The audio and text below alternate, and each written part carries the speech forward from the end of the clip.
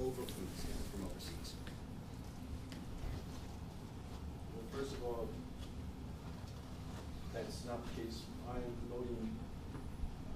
promoting bringing jobs and keeping jobs in America, and I'm actually going to put legislation in place in my next 4 years to make that law, create incentives that you're talking about to keep American workers in America.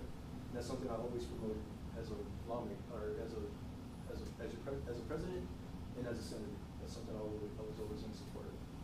Anybody else in your team want to add? Anything else? Okay, that's up.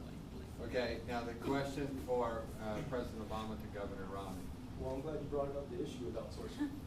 In the public sector as a governor, and in the private sector as the CEO of Bain Capital, how do you explain the blind trust in instructing companies to send their jobs overseas? How do you explain that, Governor?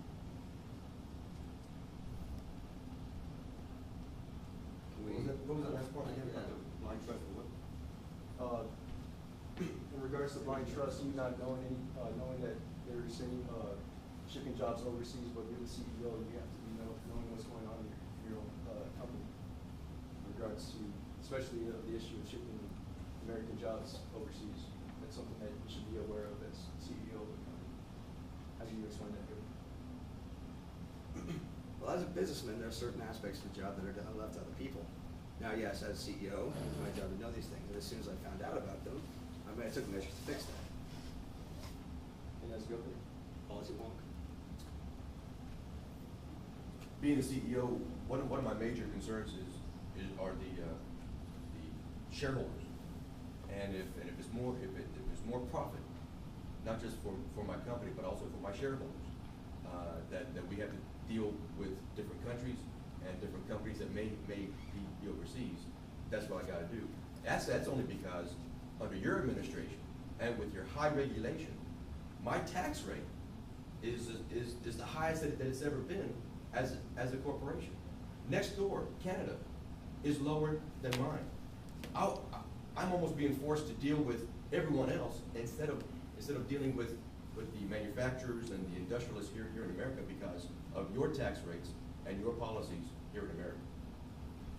And as governor, these issues are left, and these issues are international commerce policies, which left up to the presidency.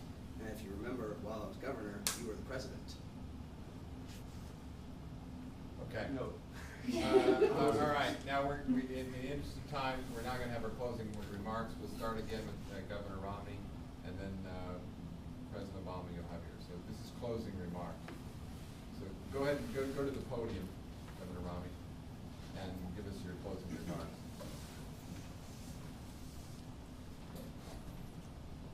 As I've said earlier, Obama promises change.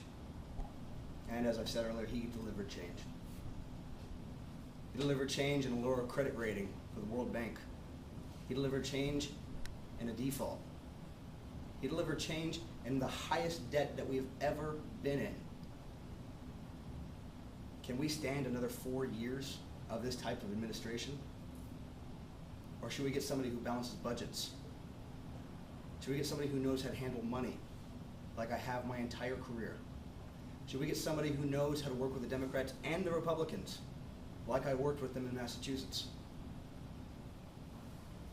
Should we get somebody who raised the debt, or should we get somebody who can take care of the debt and take care of the American people? We cannot stand another 4 years of this style of administration. This Obamastration.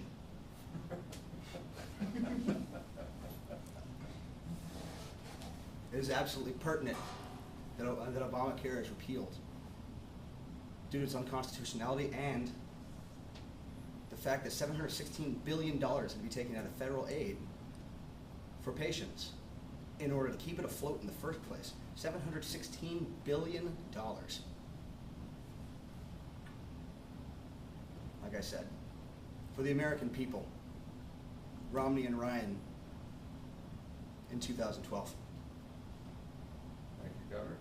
Okay, President Obama, we'll hold your applause and we'll President Obama. To the American people, you know what kind of man I am.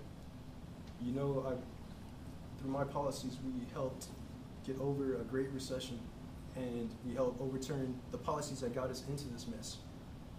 The Romney-Ryan ticket wants to take us back to those days. All I'm asking for is to go turn back the clock on tax deductions and turn it back to the 90s so the wealthy 2% can pay just their fair share. Tag that along with investing in America, bringing manufacturing back, invest in education so students can have a chance of becoming the next engineers and doctors of our great country.